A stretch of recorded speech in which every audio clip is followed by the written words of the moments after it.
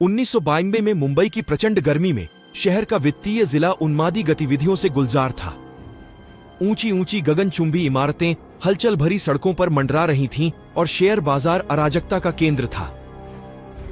यह एक करिश्माई stock broker Harshad Mehta का युग था, जो भारत के इतिहास में सबसे कुख्यात वित्तीय घोटालों में से एक का पर्याय बन गया।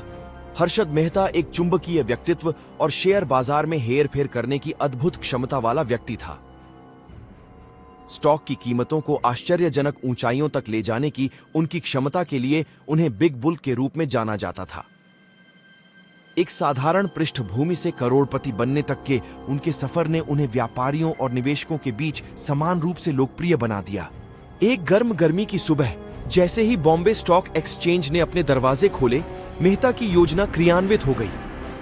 उन्होंने बैंकिंग प्रणाली में एक खामी की खोज की थी, जो उन्हें कई बैंकों से पैसा उधार लेने और शेयर बाजार में निवेश करने की अनुमति देती थी। यह सीधे तौर पर बैंकिंग नियमों का उल्लंघन था, लेकिन मेहता को भरोसा था कि वह इससे बच सकते हैं। अगले कुछ महीनों में मेहता और उनके सहयोगियों ने खरीदारी का सिलसिला जारी रखा, जिससे चुनिंदा शेयरों की कीमतें बढ़ गईं। उनकी रणनीति सरल लेकिन प्रभावी थी। कुछ कंपनियों के शेयर खरीदें, उनका प्रचार करें और फिर उन्हें पर्याप्त लाभ पर बेचें। जैसे जैसे स्टॉक की कीमतें बढ़ीं, मेहता की संपत्ति तेजी से बढ़ी और उन्होंने ऐश्वर्य और विलासिता का। अगले कुछ महीनों में मेहता और उनके सहयोगियों ने खरीदारी का सिलसिला जारी रखा, जिससे चुनिंदा शेयरों की कीमतें बढ़ गईं। उनकी रणनीति सरल लेकिन प्रभावी थी। कुछ कंपनियों के शेयर खरीदें, उनका प्रचार करें और फिर उन्हें पर्याप्त लाभ पर बेचें। जैसे जैसे स्टॉक की कीमतें बढ़ीं, मेहता की संपत्ति तेजी से बढ़ी और उन्होंने वैभव और विलासिता का जी। शेयर बाजार एक कैसीनो था और मेहता निर्विवाद सरगना थे। उनके घोटालों और हेराफेरी को चालाकी से अंजाम दिया गया और वह मीडिया और व्यापार जगत के प्रिय बन गए।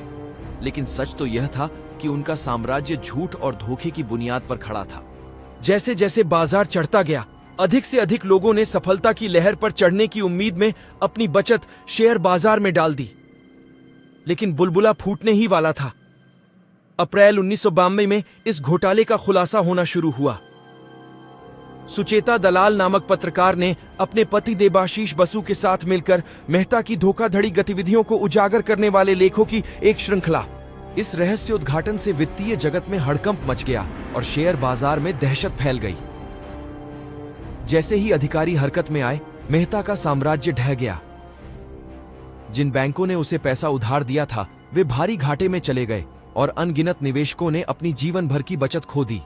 हर्षद मेहता को गिरफ्तार कर लिया गया और उसका मुकदमा एक तमाशा बन गया जिसने देश का ध्यान खींचा। अंत में उन्हें प्रतिभूति धोखाधड़ी और अन्य अपराधों का दोषी ठहराया गया। बिग बुल को गिरा दिया गया, लेकिन 1992 के घोटाले के निशान वर्षों तक बने रहेंगे।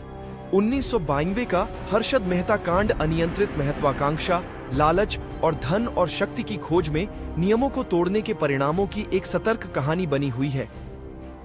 यह एक स्पष्ट अनुस्मारक के रूप में कार्य करता है कि वित्त की दुनिया में जीवन की तरह शॉर्टकट अक्सर भारी और अक्षम्य गिरावट का कारण बनते हैं।